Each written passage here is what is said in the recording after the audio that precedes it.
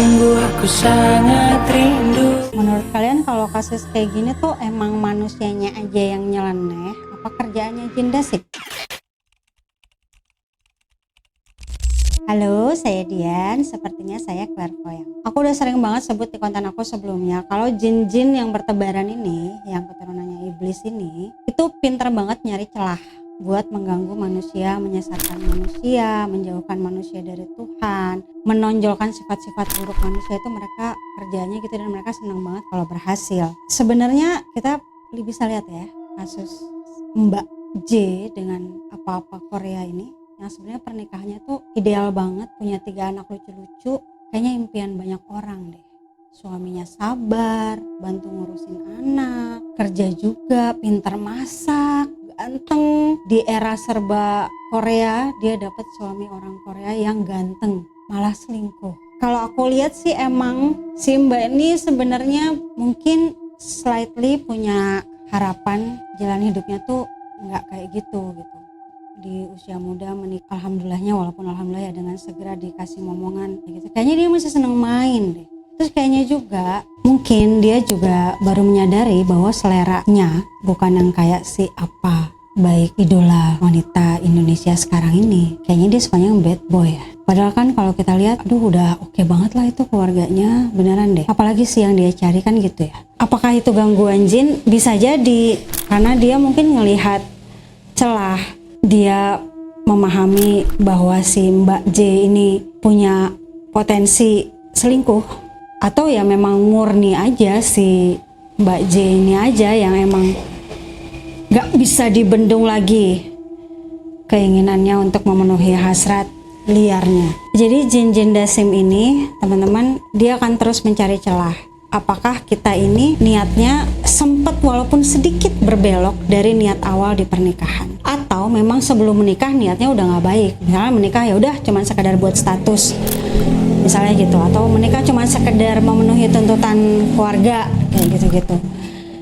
Niat-niat kayak gitu tuh akan memancarkan energi negatif yang akhirnya mengundang jin dasim masuk dan memperkuat niat itu dengan bisikan-bisikan setannya. Nggak perlu selingkuh yang kayak gimana untuk bisa ngundang jin dasim. Microcheat aja itu udah mancarin energi negatif yang mengundang jin dasim itu masuk. Oh, ini ada potensi nih buat selingkuh. Karena jin dasim ini emang tugasnya menghancurkan pernikahan, guys. Kenapa sih sampai ada jin yang punya tugas menghancurkan pernikahan? Karena pernikahan itu adalah sesuatu yang sangat sakral. Janjinya itu loh sama Tuhan. Kalau menurut aku di kasus Mbak dan apa ini sih kayaknya memang niatnya si Mbak J ini udah terlalu kuat. Aku dengar juga selingkuhannya tuh mantannya ya. Jadi memang dari awal mungkin dia tidak bisa melupakan si mantan, membuka pintu lebar-lebar, jadi ya terjadilah gitu. Yang paling aku lihat adalah dia adalah wanita yang tidak bersyukur dan lebih egois.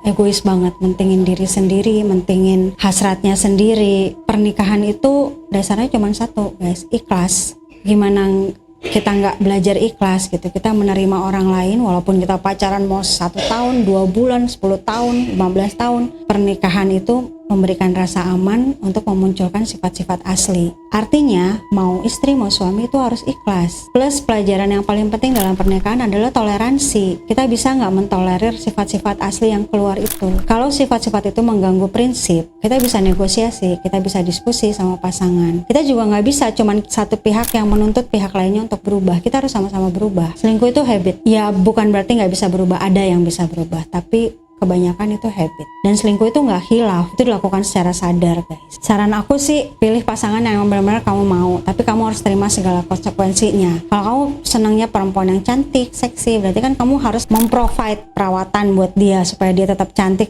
setelah menikah sama kamu. Kalau kamu suka cowok yang bad boy, ya kamu harus terima. Takutnya nanti kalau dia berubah udah jadi nggak jadi bad boy lagi, terus kamu ilf. Tapi sebaiknya memang menikahlah dengan orang yang kamu mau, cari jalan sama-sama untuk sama-sama berubah jadi orang yang lebih baik daripada sebelumnya, sehingga pernikahan itu juga menjadi pernikahan yang baik. Pernikahan yang baik kalau dapat, alhamdulillah dapat keturunannya juga akan baik-baik. Itu pandangan aku, teman-teman. Jadi ya jangan iseng microcheat, karena itu gampang banget kebaca sama jin dasim. Kalau kamu masih mau mempertahankan pernikahanmu, beribadahlah dengan baik, peliharalah sebaik-baiknya, perlakukanlah pasanganmu dengan sebaik-baiknya, jalankan kewajiban dengan sebaik-baiknya. Kalau kamu belum bisa itu, jangan menikah.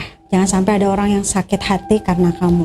Semoga Yang belum dapat pasangan yang baik, pasangan yang terbaik untukmu, untuk anak-anak kalian nanti, dan untuk Tuhan. Terima kasih udah nonton konten aku. Selamat malam.